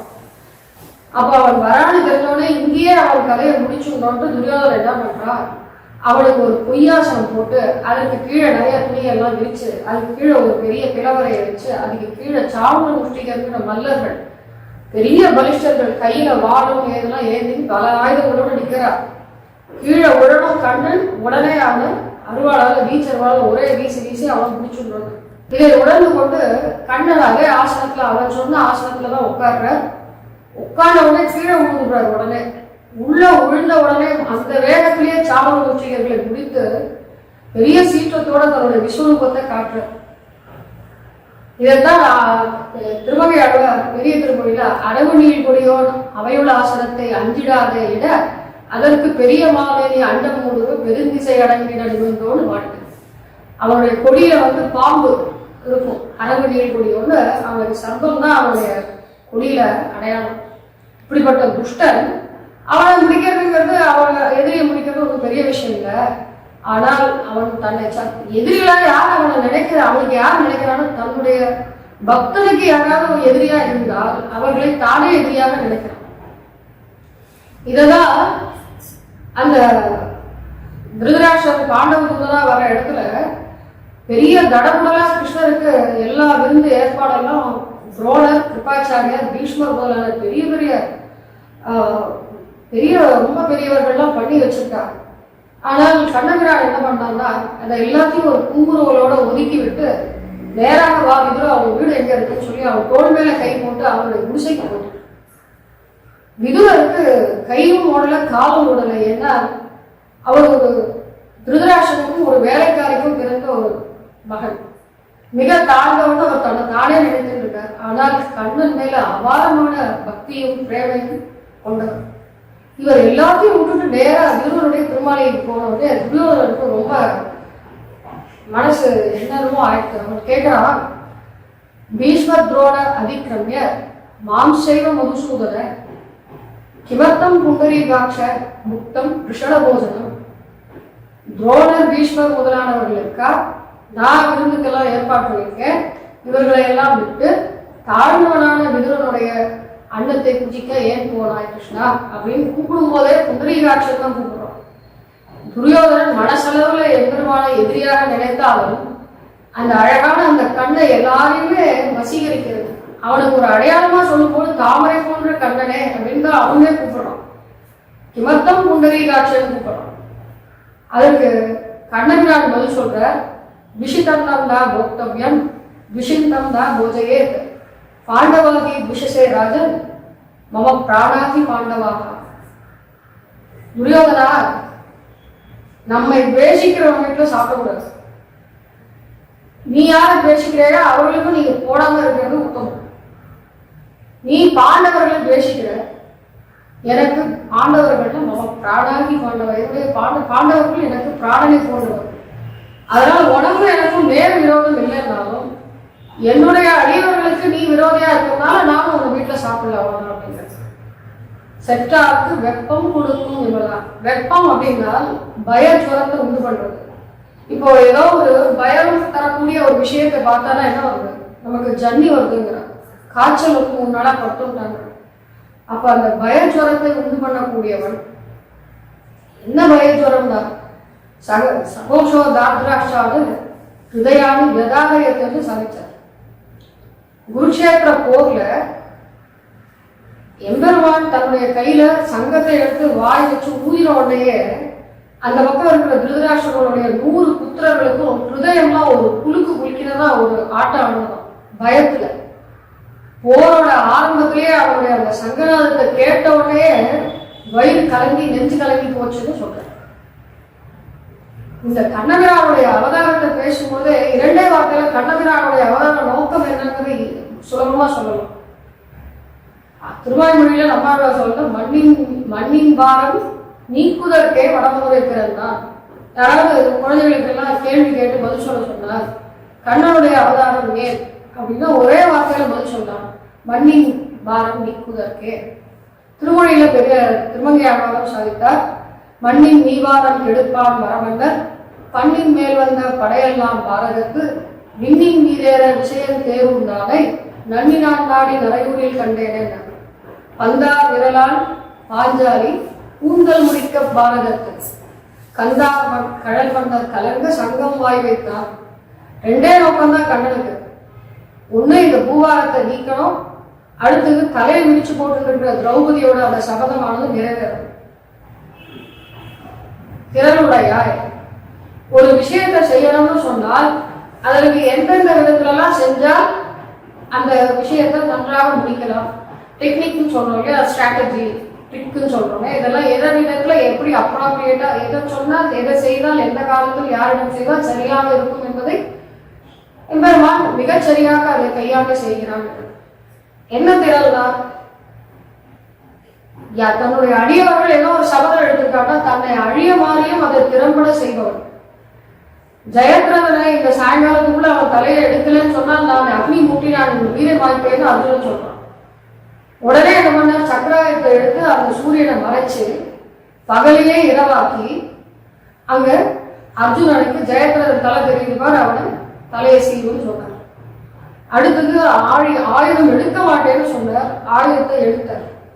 ஏன்னா அந்த பக்கம் இருக்கிற பீஷ்மரும் அவனை ஆயுதம் எடுக்க வைப்பேன்னு சொன்னார். அவன் பீஷ்மரும் அவனுடைய பக்தன் தான், அவருடைய காரியத்தையும் நிறைவேற்றினார்.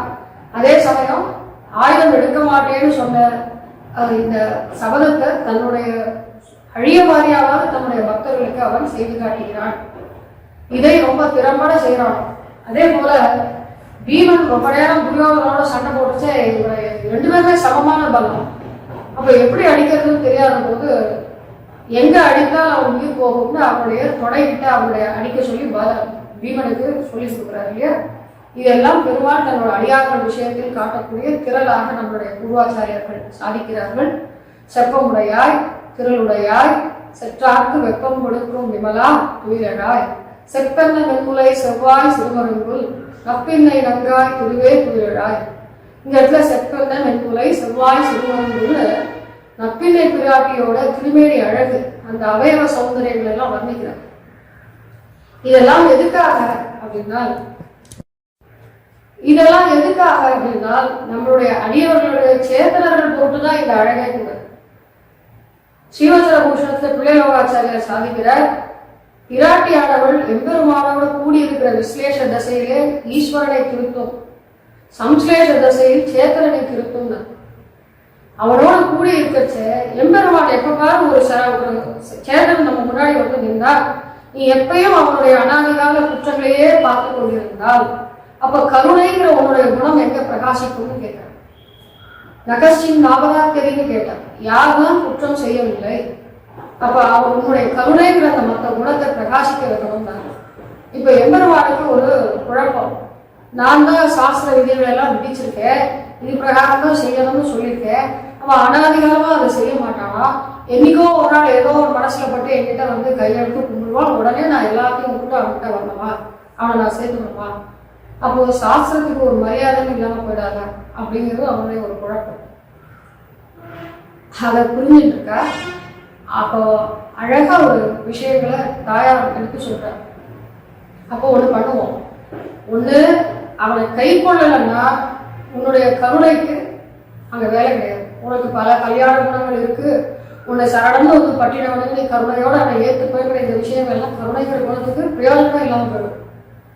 இல்ல அவனை நான் தண்டிக்கணும், அது பிரகாரம் தான் போகணும் அப்படின்னு சொன்னால் அந்த சாஸ்திர மரியாதை வந்து அது கெட்டு போயிடும். அப்பனா என்ன பண்ணலாம்னா, உன்னை சரணம்னு வந்து அடைந்து ஒரு ஆச்சாரியனுக்கேன ஒரு புருஷகாரமாக என்னை பற்றி உன்னை அடையும் பட்சத்தில் அவனை நீ கை கொள்ளணும். அப்போ அவங்ககிட்ட இருக்கிற குற்றத்தை எல்லாம் பார்த்து நீ சாஸ்திர பிரகாரம் செஞ்சியான்னு கேட்கக்கூடாது. அப்படி இல்லாத ஒரு பக்கத்தில் நீ சாஸ்திர பிரகாரம் நடத்திக்கணும். அவனை கர்மாதீனமாக உணர விட்டு அதுக்கப்புறம் கொஞ்சம் கொஞ்சமா அவன் பல பிறவைகள் பக்குவம் அடைந்து இருப்பான். இந்த நம்ம முன்னாடி பார்த்தோம் இல்லையா, அந்த 6 மணிகள் வழியா எப்படி வருவான்னு அதை அவள் செய்கிறாள். ஆக செற்றாருக்கு வெப்பம் கொடுக்கும் விமலா திருவே துயிலழாயினம் நப்பினை பிராட்டி ஒன்றும் திருவா அப்படின்னு கேட்கிறார். உபதேசத்தாலே மீளாத போது இருவரையும் எப்படி திருக்கிறாள்னா, உபதேசத்தால மீளாத போது சேதனனை தன் அருளாலே திருத்தும், ஈஸ்வரனை தன் அழகாலே திருத்தும்னு பிள்ளைலோகாச்சாரியர் சாதிச்சார். 2 பேருக்கும் சொல்லி பார்க்கிறார், உபதேசம் பண்றார். அதே போல சேதனர் பக்கமும் வந்து உன்னுடைய அனாதிகாலமான இந்த பாவ புண்ணிய கர்மங்களுக்கு ஏற்ற இந்த பிறவிகள் எல்லாம் நீ மாறி மாறி இந்த சம்சார மண்டலத்துக்கு வாழ்ந்துட்டே இருக்கியே, எம்பெருமானுடைய திருவடியை நீ சரணமடைவாயாக அப்படின்னு நல்ல வார்த்தைகளை சொல்லி அவனுக்கு நல்ல அவன் தன்னுடைய திருக்கண் கடாட்சத்தால அவனுக்கு எம்பெருமான் திருவடியில் அவன் சரணம் பூம்படி செய்வதே தாயார் தான். ஆக விஸ்லேஷ தசையில் சேதனரை திருத்துகிறார், விஸ்லேஷ தசையில் எம்பெருமானை திருத்துகிறார். இருவரும் இந்த உபதேசத்தாலே மீளாத போது சேதனனை அருளாலேயும் ஈஸ்வரனை அழகாலேயும் திருத்துகிறார். அதை உணர்த்துவதற்காகத்தான் செப்பல்ல நென்முறை செவ்வாய் சிறு மருங்குல் அப்படின்னு அவனுடைய இடையழகு வாயழகு கண்ணழகு இதெல்லாம் எங்களுக்காக இருக்கு. அவன் எங்க விஷயத்த ஏதாவது கோவப்பட்டா இந்த அழகையெல்லாம் நீ அவன் காட்டி அவனுடைய சுவாதந்திரியம் இந்த தண்டிக்கக்கூடிய அந்த குணத்தை குறைச்சு எங்கள் மேல் கருணைங்கிற அந்த அவனுடைய இயற்கையான கல்யாண குணத்தை கிளப்பி விடுவதற்கு தான் நீ புருஷகார முறையா இருக்க. அதனால திருவேன்னு கூப்பிட்டாங்க. திருவேனா அப்போ அவள் திருவேவா, அவள் மகாலட்சுமி. அந்த திருவ மகாலட்சுமி தான் சொல்லுவாங்க. மகாலட்சுமி என்பவள் அவயவின்னா இவர்கள் அத்தனை பேரும் மீனாதேவி ஆகட்டும், பூமி பிராட்டி ஆகட்டும், பெரிய பிராட்டிக்கு அவர்கள்லாம் அவயவங்கள் ஸ்தானத்தில் இருக்கிறதுனால திருவேன்னு கூப்பிடலாம். திருவே துயிலழாய் செப்பெண்ண மென்முலை செவ்வாய் சிறுமருங்குல் நப்பின்ன இறங்காய் திருவே துயிலழாய் ஊக்கவும் தட்டொழியும் தந்து உன் மணாளனை இப்போதே நம்மை நீராட்டு. ஊக்கம்னா விசிறி, தட்டொழில கண்ணாடி. இதெல்லாம் நம்ம நவராத்திரியில வெத்தலை பாக்கில் தானே இதெல்லாம் வச்சு கொடுப்பா. அப்போ என்ன இதெல்லாம் கேட்கிறேன்னு வேடிக்கையா நம்ம ஆச்சாரியர்கள் வியாக்கியானம் செய்யும்போது உபன்யாசம் கேட்குறோம். அப்போ இது அந்த மாதிரி வச்சு கொடுக்கும்போது எப்படி கண்ணாடி விசிறிலாம் வச்சு கொடுக்குறியோ, இப்போதே அதே மாதிரி கந்து முன் மணாலனை இதெல்லாம் வைக்கும்போது அதே மாதிரி கண்ணபிரானையும் தட்டில் வச்சு கொடுக்குறான். அத்தனை சௌலபியம் எம்பெருமானுக்கு அவனை கொடுக்க வேண்டியதும் புருஷகார பூதையான உன்னுடைய கடமை இல்லவா? நீ காருண்ய மூர்த்தியாச்சே, நீ எங்களில் ஒத்தியாச்சே. அவன் எங்க விஷயத்தை அவனுக்கு சொல்லி அவனோட எங்களை சேர்த்து வைக்கிறதுல உனக்கும் பொறுப்பு இருக்கு இல்லையா அப்படின்னு சொல்லி அதை நினைவூட்டுகிறார்.